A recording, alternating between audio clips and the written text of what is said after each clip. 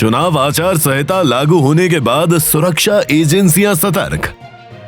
अंतर्राष्ट्रीय सीमा पर सुरक्षा बलों की चप्पे चप्पे पर नजर। नेपाल जाने वाले सभी रास्तों पर अर्धसैनिक बलों की तैनाती। नेपाल के गृह राज्य मंत्री देवेंद्र राज कंडेल से खास बातचीत। लोकसभा चुनाव 2024 को लेकर आदर्श आचार संहिता लागू होने के बाद सुरक्षा एजेंसियां सतर्क हो गई है, खासकर वो क्षेत्र जो अंतर्राष्ट्रीय सीमा से सटे हुए हैं, जिसको देखते हुए भारतीय सुरक्षा एजेंसियों ने अंतर्राष्ट्रीय सीमा पर सुरक्षा चौकसी बढ़ा दी है।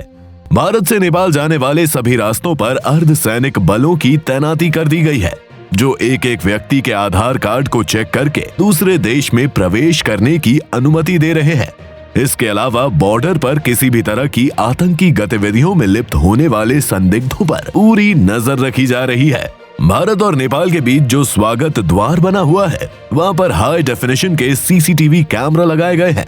यहाँ पर लगातार उत्तर प्रदेश पुलिस और आबकारी विभाग की संयुक्त चेकिंग चल रही है। एक एक वाहनों की तलाशी करने के बाद ही उसे बॉर्डर पार के लिए प्रवेश दिया जा रहा है। किस तरह की चेकिंग चल रही है और कब तक ये अभियान चलेगा? ये हमारा लोकसभा चुनाव जो प्रक्रिया चल रही है 5 जून तक 2024 5 जून तक चलेगा चेकिंग अभियान। और विशेषतः हम लोगों को हमारे आबकारी विभाग ये चेक पोस्ट बना हुआ है ठूठीवारी में, और अवैध शराब और नशीली एनडीपीएस संबंधित जितने भी आते हैं लगभग इस संबंध को में रोकथाम तस्करी गाड़ियों को चेक करने के लिए है। भारत नेपाल सीमा पर यूपी की बात की टीम ने सुरक्षा का जायजा लिया तो सीमा पर सुरक्षा बल के जवान काफी सतर्क नजर आए। बॉर्डर पर हर व्यक्ति और वाहनों की सघन तलाशी ली जा रही है। इसके बाद ही उन्हें आगे बढ़ने दिया जा रहा है। इसके बारे में यूपी की बात ने नेपाल के गृह राज्य मंत्री देवेंद्र राज कंडेल के साथ खास बातचीत की। सुनिए, जानते हैं उन्होंने क्या कुछ कहा।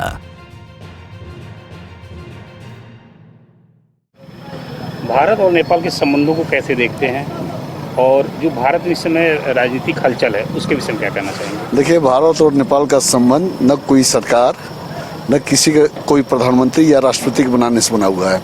ये आदिकाल से अयोध्या के राम और जनकपुर की जानकी के चलते तभी से ओपन खुला चला आ रहा है। न यहाँ कोई पासपोर्ट है न कोई वीज़ा है।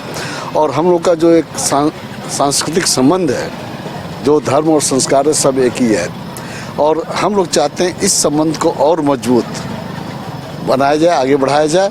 और ये जो बॉर्डर पे जो आप लोग मीडिया के मित्र लोग जो इसमें आप लोग अनुमान कर रहे हैं, ये बहुत अधिक संवेदनशील है। यहाँ का व्यवहार सुरक्षा निकाय वालों का या नेपाल के पक्ष वाले जो सुरक्षा निकाय हैं उनका व्यवहार और बिहेव काफ़ी असर करता है आम पब्लिक के लिए। कहीं हमारी दोनों तरफ के लोग कहीं ये महसूस न करें कि ये सुरक्षा निकाय हम लोग के विरुद्ध में है, बल्कि हमारे सुरक्षा के लिए ये लोग तैनात हैं, क्योंकि वो फीलिंग हो।